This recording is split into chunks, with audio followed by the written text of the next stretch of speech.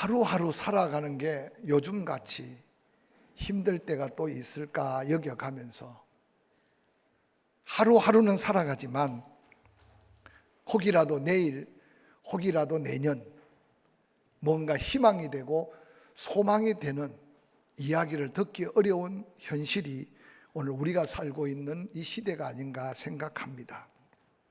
특별히 목회하면서 병원에 입원하는 환자들을 찾아가 볼 수 없는 현실, 때때로 어려움 당한 사업장을 돌아보면서 어떻게 해야 될지 알지 못해 막연히 기도밖에 할 수 없는 목회의 현장 또한 경험해 보지 못한 삶의 현실입니다. 그러니 더 안타깝게 부르짖고 더 안타깝게 기도하지만 우리는 더 큰 하나님의 은혜가 필요한 때 살고 있음을 함께 기억하는 저와 여러분이 되기를 주의 이름으로 간절히 축원합니다. 때로 나라와 민족이 심각한 위기에 빠져 나라를 구하기 위해 목숨 건 희생이 따르는가 하면 한 도성을 온전한 은혜 안에 이르도록 누군가가 헌신하고 몸부림쳐 기도해야 할 때를 우리는 종종 맞이합니다. 포항은 지진 이후로 아직 완전한 보상이나 복구가 되지 않았음에도 불구하고 어떻든 아무도 돌보지 않는 것 같은 이 도성을 위해 수없이 기도하고 함께 일어서기 위해 몸부림칩니다. 그런 가운데 우리의 가정을 돌아본다면 또 개인의 삶을 돌아본다면 때로는 상상외로 회복이 불가능한 것 같은 절망감에 사로잡힐 수 있는 현실이 각양각색으로 우리 앞에 다가오고 있습니다. 오늘 저는 이런 여러 가지 시대적인 위기 속에 과연 하나님은 이런 때 어떻게 역사하실까 궁금한 마음을 가지고 우리보다 더 힘든 어려움을 겪었던 한 주인공 야곱을 만나가면서 야곱에게 함께 하셨던 하나님의 은혜가 이 시대를 사는 우리에게 필요한 은혜가 아닌가 생각해 가면서 그 하나님의 은혜 앞에 한 걸음 더 나아가기를 원합니다. 우리가 너무나 잘 아는 대로 야곱은 출생 그 자체 하나님의 섭리가 있었고 출생의 신비로움이 감춰져 있음을 보게 됩니다. 창세기 25장 19절 이하는 이렇게 기록합니다. 아브라함의 아들 이삭의 족보가 이러하다. 아브라함이 이삭을 낳았다. 25년 만에 이삭을 낳지 않았습니까? 근데 이삭이 40세에 결혼합니다. 근데 아이가 없습니다. 마지막 25절에 보니까 이삭이 에서와 야곱을 낳을 때가 60세였다. 20년 만에 아이를 갖게 됩니다. 기도해서 응답받아 아이를 갖기는 가졌지만 리버가에게 심각한 위기가 생겼습니다. 태중의 아이가 얼마나 요란을 떠는지 처음 경험하는 이 위기 속에 생명의 위협을 느낀 리버가가 간절히 기도했습니다. 그때 23절에 여호와께서 그에게 이르시되 두 국민이 내 태중에 있구나. 두 민족이 내 복중에서부터 나누이리라. 이 민족이 저 민족보다 강하겠고 큰 자가 어린 자를 섬기리라 하셨더라. 그 어떤 아이를 뵌 엄마에게 이런 예언적 메시지가 주어졌겠습니까? 해가 차서 아이를 낳습니다. 쌍둥이가 나옵니다. 먼저 나온 자 붉고 전신이 트럭 같아서 이름을 에스라고 하였습니다. 후에 나온 아우 손으로 에스의 발꿈치를 잡았습니다. 붙던 그를 야곱이라 이름하였습니다. 리브가가 아이를 낳을 때 이삭이 60세였다고 기록하고 있습니다. 오늘 본문의 주인공 야곱은 태어나기 전에 이미 그의 인생이 하나님의 섭리, 하나님의 계획 속에 결정된 운명을 가졌습니다. 바로 이삭의 두 아들 에서와 야곱은 결정된 운명으로 태어났지만 그들은 철이 들어갈수록 하나님의 섭리, 하나님의 결정된 운명에 대한 인식이 없었던 것 같습니다. 어느 날 야곱이 철이 들어갈 때 보니 함께 태어난 것 같은데 장자는 에서고 아버지 이삭은 에서에게만 축복권을 인정하고 축복하기 위해서 창세기 27장에 보니까 내가 이제 늙어 죽을 날이 다 돼간다. 내가 너를 축복하고 죽겠다. 그래서 네가 사냥하여 음식을 만들어 오라고 말하는 것을 리브가가 듣습니다. 저는 성경을 읽을 때 그때서 리브가가 태중에 이미 운명이 결정된 두 아이에 대한 운명에 하나님의 뜻을 새삼 깨닫지 않았는가 생각합니다. 리브가가 부랴부랴 야곱을 불러 그 아버지 입맛에 맞게 평생을 요리한 리브가가 음식을 요리하고 야곱을 분장 변장시켜서 아버지 이삭의 축복의 기도를 받습니다. 야곱은 이미 형 에서와 함께 거래해서 장자의 명분을 갖게 됩니다. 아버지 이삭의 축복의 조건을 그가 이제 받게 됩니다. 뒤늦게 에서가 와보니 세상에 자기 동생이 자기 장자의 명분만 빼앗아 간 게 아니라 아버지로부터 아브라함의 하나님, 이삭의 하나님, 바로 그 하나님의 축복 기도까지 다 받아버린 겁니다. 모든 축복의 조건을 잃어버린 에서는 동생 야곱을 죽이기 위해 분노에 치가 뜹니다. 그러고는 스스로 독백합니다. 아버지 곧 갈 날이 가까우니 아버지 죽는 그날에 야곱도 죽을 날이다. 그가 얼마나 분노에 찬 독백을 했던지 그 소리를 엄마 리브가가 듣게 됩니다. 한순간에 두 아들을 다 잃게 된 위기 속에 리브가는 부랴부랴 남편에게 지난날 아마 하나님의 예언된 말씀에 대한 말씀을 전하고 야곱을 불러 세우고 그러고는 개나리 보침을 쌉니다. 그러고는 창세기 7장 이어지는 말씀 속에 그 어머니 리브가가 야곱에게 한 말이 참 의미가 있습니다. 몇 날 동안만 외삼촌 집에 피해 있어라. 너 형의 분노가 그치게 되면 내가 사람을 보내서 너를 데리고 올 것이다. 리브가가 멀고 먼 바단 아람 그의 친정에 그의 아들 야곱을 보낼 때는 에서의 분노만 그치면 데려오려고 했는데 결론적이면 야곱의 인생은 그렇게 만만하지 않았습니다. 20년 동안이나 엄청난 고난의 길을 묵묵히 걷고 있는 모습을 우리는 성경을 통해서 이해하게 됩니다.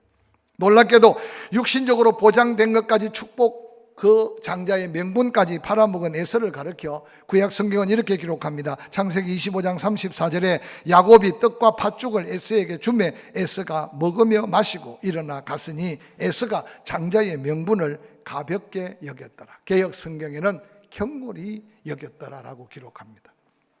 먼 훗날 믿음의 후손들이 믿음의 조상 아브라함과 에서의 이야기를 히브리서 12장 15절 이하에 이렇게 기록하고 있습니다. 너희는 하나님의 은혜에 이르지 못하는 자가 없도록 하고 또 썬뿌리가 나서 괴롭게 하여 많은 사람이 이로 말미암아 더럽게 되지 않게 하며 음행하는 자와 혹 한 그릇 음식을 위하여 장자의 명분을 판 에서와 같이 망령된 자가 없도록 살피라.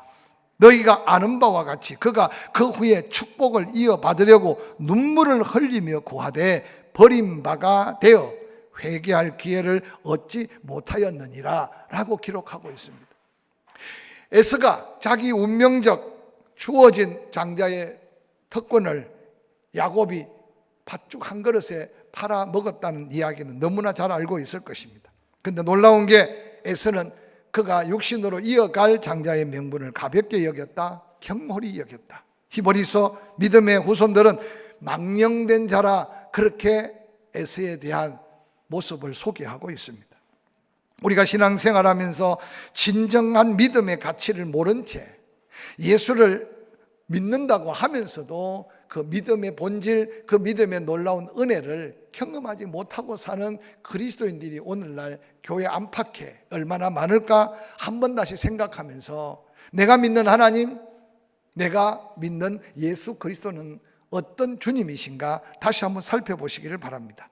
진정한 믿음의 가치는 바로 그 믿음 안에 풍성한 삶을 누려가면서 깨닫게 되는 것이기 때문에 우리가 한 번 예배를 드릴지라도 예배의 가치, 한 번 기도해서 응답을 받을지라도 응답의 그 감격이 우리 삶의 놀라운 은혜로 이어질 수 있기를 주의 이름으로 간절히 축원합니다. 오늘 야곱을 한번 살펴볼까요? 모든 것을 얻었다고 생각했습니다. 그런데 하루아침에 모든 것을 잃게 되었습니다. 창세기 28장 함께 읽었던 본문 10절 11절은 이렇게 기록하고 있습니다. 야곱이 브엘세바를 떠날 수밖에 없었다. 한 번도 가본 적이 없는 화란을 향하여 갔다. 한 곳에 이르러는 해가 졌다. 거기 유숙하려고 그곳에 한 돌을 가져다가 베개로 삼고 거기 누워 잤다라고 기록하고 있습니다. 오늘 본문의 주인공 야곱의 일생 방랑의 삶을 한마디로 표현해 주고 있습니다. 장자의 명분만 형을 속이던 꼬시던 사고, 아버지를 속여서 장자의 축복의 기도를 받으면 야곱의 운명이 바뀔 줄 알았습니다. 야곱의 일생이 달라질 줄 알았습니다.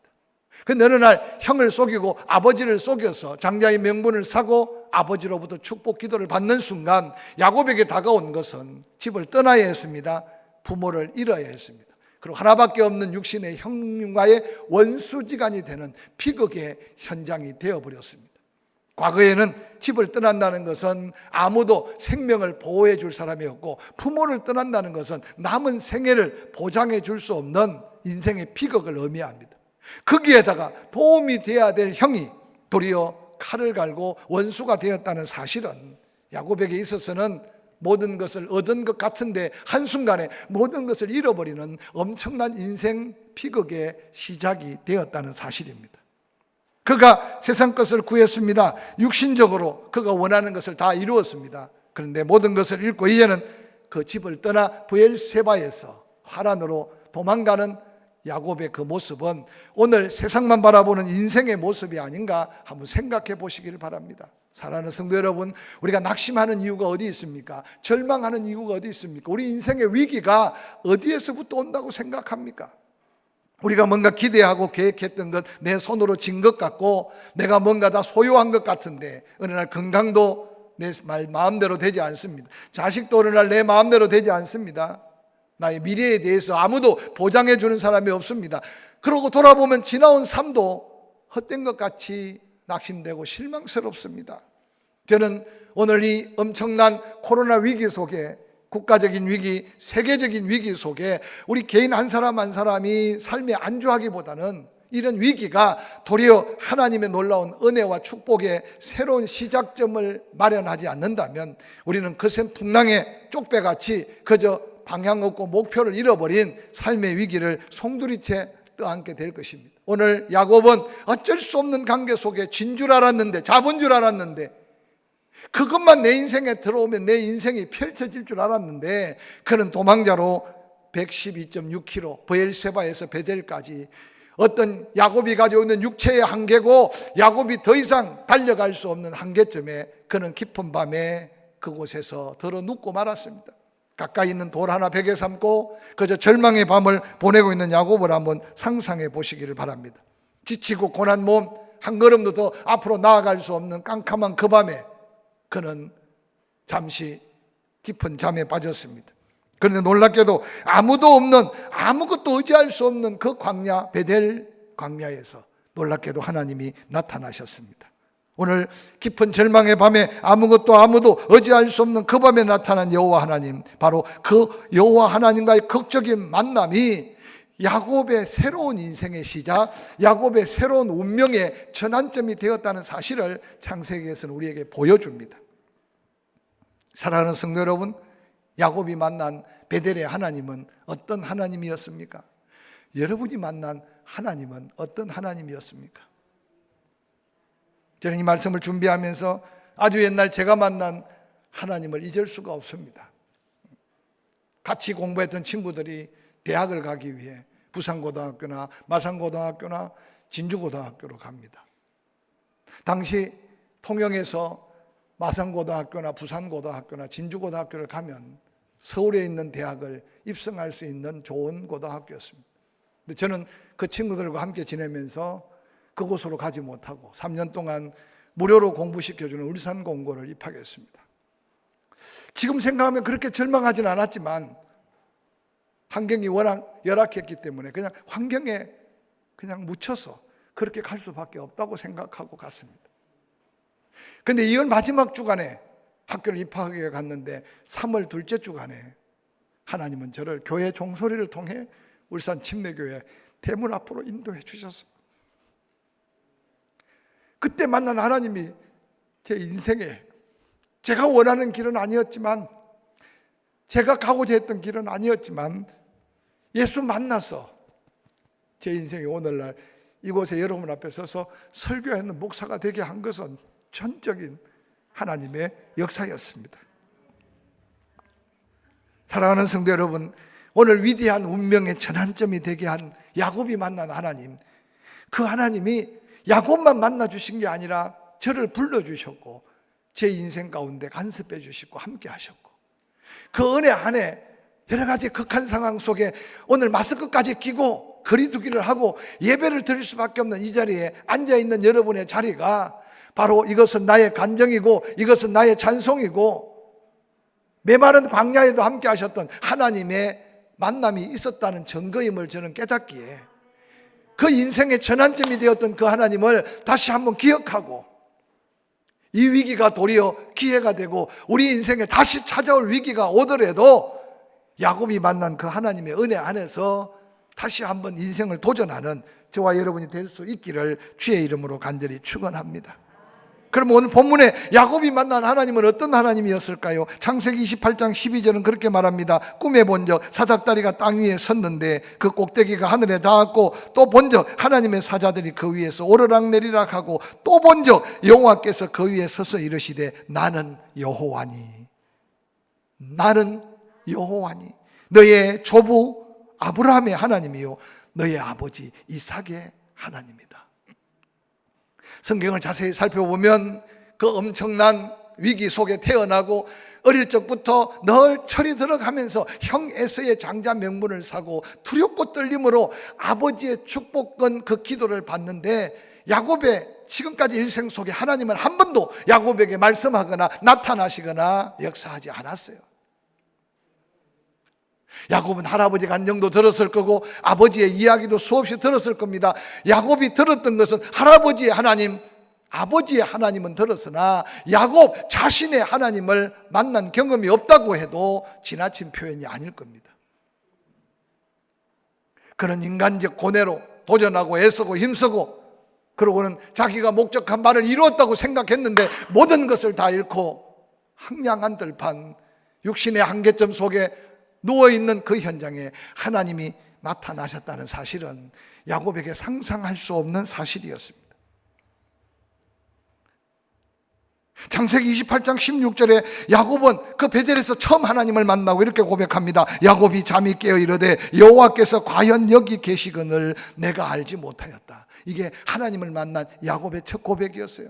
그 절망 속에 그 두려움 속에 한마디 아브라함의 하나님 이삭의 하나님 그 하나님 앞에 기도할 힘조차 없는 절망의 밤에 하나님은 구에서만 나타나신 분이 아니고 하나님은 간구에서만 응답하는 하나님이 아니라 하나님은 이미 야곱이 태어나기 전에 하나님은 그 운명을 감습하시고 섭리하신 하나님이 때가 되매 베델에서 마치 기다렸다는 듯이 그 밤에 야곱을 만나 주셨어요. 야곱이 뭐라고 고백합니까? 말로만 듣던 하나님, 할아버지가 외쳤던 하나님, 아버지가 외쳤던 하나님, 나는 그 하나님을 알기는 알았지만 나의 하나님으로 알지 못했는데 여기 지금 그 하나님이 나와 함께 계시다는 걸 내가 알지 못했습니다. 그러면서 20절에 뭐라고 말합니까? 야곱이 서원합니다. 하나님이 나와 함께 계셔서 내가 가는 이 길에 나를 지키고 떡을 먹을 떡과 입을 옷을 주사 내가 평안히 아버지 집으로 돌아오게 하면 여호와께서는 나의 하나님이 되실 겁니다. 내가 기둥으로 세운 이 돌이 하나님의 집이 될 것입니다. 하나님이 내게 주신 모든 것에서 10분의 1을 내가 반드시 드리겠습니다 라고 하는 야곱이 첫 하나님을 만나고 믿음의 고백을 하고 있는 장면이 오늘 본문의 장면입니다. 저는 오늘 본문의 말씀 속에 바로 야곱을 만나 주시면서 너의 할아버지의 하나님, 너의 아버지의 하나님, 네가 여기까지 이를 동안 내가 너와 함께 했던 하나님, 지난날 야곱은 몰랐으나 오늘 이 베델에서 만나보니 그 하나님이 자기 할아버지 아브라함, 자기 아버지 이삭, 자기의 운명적 삶에 지금까지 간섭하셨던 하나님인 것을 그때서야 깨닫게 됩니다. 저는 이 말씀을 묵상하면서 오늘 내가 여기 있는 것은 에베네셀, 지난날 나와 함께 하신 하나님의 섭리와 은혜인 것을 먼저 확신하고 그 하나님께 감사할 수 있는 믿음의 고백이 저와 여러분의 삶에 있기를 주의 이름으로 간절히 축원합니다. 지금 비록 헤어나올 수 없는 어려움이 있거나 풀 수 없는 문제 속에 방황하고 있을지라도 반드시 여기 내가 있다는 것은 지난날 나와 함께 하셨던 하나님이 계셨다는 사실을 야곱은 뒤늦게 베델에서 깨달았어요. 어려운 현실만 바라보고 불투명한 불확실한 미래만 바라보고 괜히 우울하거나 절망하지 말고 사도 바울이 나의 나된 것은 하나님의 은혜입니다 라고 고백했던 것처럼 오늘 내가 어떤 모습으로 있든지 이곳에 있는 내가 하나님의 지난날 은혜 속에 혹이라도 더한 대를 이어 하나님의 은혜를 입었다면 할아버지의 기도, 어머니의 기도, 아버지의 그 헌신, 그래서 오늘 내가 있음을 다시 한번 기억하면서 오늘 야곱의 이 고백이 저와 여러분의 고백이 되기를 주의 이름으로 간절히 축원합니다. 뿐만 아니라 야곱은 창세기 28장 15절에 내가 너와 함께 있어 내가 어디로 가든지 너를 지켜준다 하나님의 음성을 듣는 그 순간, 아니 이 자리에 하나님이 나와 함께 계시다니요. 야곱은 일평생 살면서 지금까지 하나님이 나와 함께 계시다는 사실을 깨닫지 못하고 살았어요. 하나님이 나와 함께 계시다고 믿지 못하는 순간 우리는 모든 문제를 내가 해결해야 돼요. 아니 모든 생각을 내 생각대로 살아야 돼요. 오늘 많은 그리스도인들이 하나님이 지금 과거에 함께 하신 하나님은 혹 기억할지 몰라도 지금 나와 함께 하신 하나님을 인식하지 못하면 기도 안 돼요. 지금 나와 함께 하신 하나님을 인정하지 못하면 우리는 하나님을 의지할 수 없어요. 지금 나와 함께 하신 하나님을 신뢰하지 못하는데 내 인생 미래를 어떻게 맡기며 천국에 대한 명확한 확신을 어떻게 갖고 살겠습니까? 제가 이 말씀을 준비하면서 코로나 위기가 어디까지 올지 모르지만, 경제적이고 여러 가지 지금 정치적인 위기가 어디까지 올지 모르겠지만, 여기까지 하나님이 인도하셨다면 그 하나님이 인도하고 끝난 게 아니라 따라서 지금 나와 함께 계신다. 바로 야곱이 하나님, 아브라함의 하나님, 이삭의 하나님이 나의 임마누엘 하나님인 것을 확신합니다. 밧단 아람에서 20년 동안 야곱의 생애를 야곱은 고향을 향하다가 외삼촌 추격 끝에 그 외삼촌과 대화 속에 이런 고백이 나옵니다. 창세기 31장 38절 이하를 함께 볼까요? 내가 이 20년을 외삼촌과 함께 하였거니와 외삼촌의 암양들이나 암염소들이 낙태하지 아니하였고 또 외삼촌의 양떼의 순양을 내가 먹지 아니하였으며 물려 찍힌 것은 내가 외삼촌에게 가져가지 아니하고 낮에 도둑을 맞았든지 밤에 도둑을 맞았든지 외삼촌이 그것을 내 손에서 찾았으므로 내가 스스로 그것을 보충하였으며 내가 이와 같이 낮에는 더위와 밤에는 추위를 무릅쓰고 눈 붙일 겨를도 없이 지냈나이다. 내가 외삼촌의 집에 있는 이 20년 동안 외삼촌의 두 딸을 위하여 14년, 외삼촌의 양떼를 위하여 6년을 외삼촌에게 봉사하였거니와 외삼촌께서는 내 품삯을 10번이나 바꾸셨으며 우리 아버지의 하나님, 아브라함의 하나님, 곧 이삭의 경외하는 이가 나와 함께 계시지 아니하였더라면 외삼촌께서 이제 나를 빈손으로 돌려보내셨으리다마는 하나님이 내 고난과 내 손의 수고를 보시고 어젯밤에 외삼촌을 책망하셨나이다. 이 짧은 성경 구절이지만요, 이 구절 속에 야곱이 밧단 아람에서 20년 동안 처가살이 지긋지긋한 고난의 삶이 그대로 묘사되고 있지 않습니까? 하나님을 만나 운명의 변화가 없었다면 야곱이 어떻게 라반의 속임수에 그냥 살아남을 수 있겠습니까? 라반이 야곱을 속일 때마다 끊임없이 항의하고 끊임없이 투쟁하고 그래서 아마 같이 망하였을지도 모릅니다. 그런데 베델에서 만난 하나님, 지금 나와 함께 하나님은 내가 어디를 가든지 나와 함께 하신 하나님, 임마누엘의 하나님, 그 하나님을 믿기 때문에 자기는 형 한 번, 아버지 한 번을 속였지만 야곱은 외삼촌 라반에게 끊임없이 속임을 당해도 묵묵히 하나님 바라보며 그 하나님의 함께 하신 은혜를 지금 고백하고 있는, 낮에는 더위를 밤에는 추위를 무릅쓰고 물려 찢긴 것, 도둑 맞은 것 일일이 변상해 가며 하나님의 은혜만을 바라봤던 야곱의 그 인생길이 우리가 앞으로 남은 생애 동안에 나와 함께 하시는 임마누엘 하나님을 의지한다면 직장 속에, 사업장, 현실, 어려운 여건 속에 그리스도인으로서 묵묵히 한 걸음 한 걸음 걸어가야 될 걸음이 뭔지를 이 말씀 속에 좀 다시 한번 확신하시기를, 믿음의 고백 속에 나아가시기를 주의 이름으로 간절히 축원합니다. 다윗이 어느 날 그렇게 고백하잖아요. 천만인이 진을 치고 나를 공격하려고 할지라도 하나님이 지키시니 하나님은 나의 피난처가 되셨다. 하나님은 나의 피할 바위가 되셨다. 질병도 너무 두려워하지 마시고 건강이 자꾸만 세진해 나갈 때 육체는 쇠약하나 내 영혼은 날로 새롭다고 고백했던 우리 앞선 믿음의 선조들의 이 신앙의 고백을 잃지 않기를 주의 이름으로 간절히 축원합니다. 할렐루야. 오늘 자이든 타이든 이 자리에 나온 믿음의 권속들 건강 최소한 감사할 제목임을 잊지 않으시길 바랍니다. 지금도 중환자실에 때로는 수술대에 누워서나 다시 돌아온다는 기약 없이 고통받는 인생들이 얼마나 많은지 모릅니다. 주일마다 제가 늘 감사한 것은 그래도 어떤 모습으로 입원했든지 간에 지금 장례 치르지 않고 또다시 주 앞에 나와서 박수받고 격려받고 우리가 함께 위로하고, 하나님의 기도의 응답이지만 하나님 임마누엘로 함께 하신 증거인 줄로 저는 믿습니다. 할렐루야. 오늘 함께 하신 야곱, 그 은혜가 우리가 다시 고백해야 될 은혜입니다. 세상에 숱한 사명의 길을 걸어가면서 고난을 당했던 사도 바울이 로마서 8장 31절에 이렇게 외치고 있습니다. 만일 하나님이 우리를 위하시면 누가 우리를 대적할 수 있겠느냐? 하나님이 내 편이시라면 누가 우리를 썰어 넘어뜨릴 수 있겠느냐라고 외치는 이 고백은 사망이나 위험이나 칼이나 숱한 위기를 경험한 사도 바울의 믿음에 당당한 증거 있는 확신의 고백이 아니겠습니까? 이제 마스크를 벗으면 벌금을 부여하고 계속 또다시 200명이 넘는 확진자가 생겨나고, 정부는 또 매스컴을 통해 1단계에서 2단계 또 단계를 올릴 줄 모르겠습니다. 과연 어느 게 옳은지는 모르지만 우리는 오늘날 너무 정부의 매스컴에 길들여지고 있지 않는가 생각해 보시길 바랍니다. 지난 주간 인도네시아 선교사님들을 섬겨왔습니다. 2박 3일 동안 성경 전체를, 이스라엘 땅을 말씀으로 공부하면서 함께 도전했어요. 이야기 들어보니까 인도네시아 인구가 2억 7천이래요. 지금 하루에 4,000명씩 코로나 환자가 계속 발발한대요.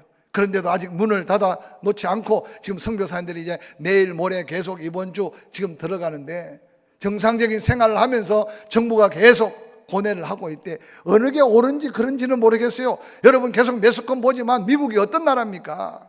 생명을 소중하게 여기고, 또한 자국 백성들에 대해서는 엄청난 대가를 지불하더라도 전 세계를 누벼가며 지키는데, 코로나 대처하는 게 정책적인 실패일 줄은 모르겠지만, 그러나 그런 상황 가운데서도 경제적인 삶에, 개인의 삶에 위축당하지 않고 도전하고 있습니다. 저는 한 가지 분명한 것은, 막는다고 막아질 수 있는 게 있고 막는다고 막아질 수 없는 것도 있을 수 있습니다. 여러분 개인적으로 이 포항 땅에 우리가 예배 드리는데 정부가 강력한 조치를 취하면서 한 번도 뭔가 우리에게 개인적으로 단체에 뭔가 보상하거나 지원하거나 협조한 거 없어요. 말만 혹시라도 떠들고 있는 게 아닌가 생각해서 너무 아쉬워요. 그럼에도 불구하고 교회는 처음부터 조심했고 지금도 조심하고 있고, 요즘 TV 뉴스를 보면 그래도 다행인 것은 교회를 통한 확진자가 2차, 3차 없는 것은 그만큼 성도들이 기도하고 조심하고 있는 증거입니다. 할렐루야. 세상에 교회 때문에 하는 말이 쏙 들어갔지만, 이제 우리가 더 도전해야 될 것은 교회 때문이 아니라 교회 가야 살고 하나님의 은혜 아니면 살 수 없다는 새로운 믿음의 소망을 선포해야 될 때 우리가 살고 있음을 잊지 않으시기를 주의 이름으로 간절히 축원합니다. 그래서 하나님의 아름다운 덕을 선전하기 위해 우리는 다시 한번 깨어 있어야 되고 기도해야 되지만, 개인의 방역, 때로는 가족들의 방역 철저하게 돌아봐서 이제 우리가 다시 한번 누군가에게 덕을 끼쳐 전도하는 믿음의 귀한 사명으로 이어질 수 있기를 주의 이름으로 간절히 축원합니다. 이어서 오늘 본문 창세기 28장 12절 이하에 이렇게 기록하고 있습니다. 천사들이 오르락내리라 본적 하나님께서 그 위에 서서 말합니다. 나는 여호와 너의 조부 아브라함의 하나님이요 이삭의 하나님이라. 내가 누워있는 땅을 너와 내 자손에게 주리니 내 자손이 땅의 티끌같이 되어 내가 서쪽과 동쪽 북쪽과 남쪽으로 퍼져나갈지며 땅의 모든 족속이 너와 내 자손으로 말미암아 복을 받으리라. 내가 너와 함께 있어 내가 어디로 가든지 너를 지키며 너를 이끌어 이 땅으로 돌아오게 할지라. 내가 내게 허락한 것을 다 이루기까지 너를 떠나지 아니하리라 하고 약속하십니다. 야곱이 야곱 되어 살 수 있었던 것은 과거에 함께 하신 하나님을 만나고 지금 나와 함께 하신 하나님, 어디를 가든지 나와 함께 하신 하나님을 확신 가운데 믿음으로, 그 믿음만이 아니라 이제 미래까지 약속하신 하나님. 야곱은 하나님께 뭐라고 고백합니까? 먹을 떡과 입을 옷을 입고 하나님이 약속한 대로 무사하게 생명만 보존해서 이 땅으로 돌아오게 해도 내가 하나님 앞에 제단을 쌓고 그리고 하나님 앞에 예물을 드리고 헌신하며 살겠습니다 결단했는데, 하나님은 그 20년 동안 야곱보다 훨씬 더 독한 라반을 만나서 속임을 받고 또 속임을 받고 20년 동안 10번이나 계약을 취소당하며 마지막에는 야곱이 손에 아무것도 없었지만 하나님은 두 때나 이루는 거룩한 복을 주시고, 여러분 4명의 아내와 12명의 자녀와 그리고 종들까지, 그리고 어마어마한 재산을 거느리고 돌아오는 야곱은 바로 미래에 함께 하실 하나님이 나의 하나님으로 약속한 그 하나님을 바라보는 믿음의 삶을 살았다는 사실을 기억하시기를 주의 이름으로 간절히 축원합니다. 마태복음 28장 우리 예수님 그렇게 약속하셨어요. 복음 전하는 사명 있는 일꾼들, 세상 끝날까지 내가 너희와 함께하마. 시편 120편의 믿음의 선조는 노래하기를 너의 출입을 지금부터 영원토록 지켜주리라. 이제 이 민족이 여러분 이 하나님을 다시 한번 신뢰해야 통일 대한민국을 향해 소망을 갖게 될 줄 믿습니다. 어떤 대통령이 어떤 장관이 정책을 바꿔서가 아니라 하나님이 여기까지 이 민족을 이만큼 풍요롭게 하신 하나님을 믿는다면 다시 한번 그 하나님을 바라보는 믿음으로 나아갈 때 이 민족의 미래, 우리의 다음 세대의 미래를 하나님 앞에 은혜로 누리게 될 줄로 저는 확실히 믿습니다. 말씀을 마무리하려고 합니다. 지금까지 지내온 하나님의 은혜를 한번 기억해 보세요. 지금 여기 우리와 함께 하신 그 하나님을 다시 한번 기억해 보시기 바랍니다. 그 하나님이 야곱에게 약속하셨어요. 너와 너의 자손들이 받은 복이 축복의 통로가 되어서 모든 민족이 복을 받게 될 거고, 약속한 복을 이루어 돌아올 때까지 내가 너와 함께 한다. 하나님은 그 약속을 지키셔서 창세기 35장에 우여곡절 끝에 야곱이 다시 베델을 올라 하나님께 예배할 때 야곱의 이름을 이스라엘로 다시 불러주시면서 야곱의 운명의 새로운 역사를 하나님은 써주셨습니다. 그 하나님이 나의 하나님, 그 하나님이 우리의 하나님, 할렐루야. 바로 이 민족을 이끌어 하나님의 영광 드러낼 하나님인 것을 깨닫고 우리 믿음을 한 주간 더 새롭게 하시기를 주의 이름으로 간절히 축원합니다.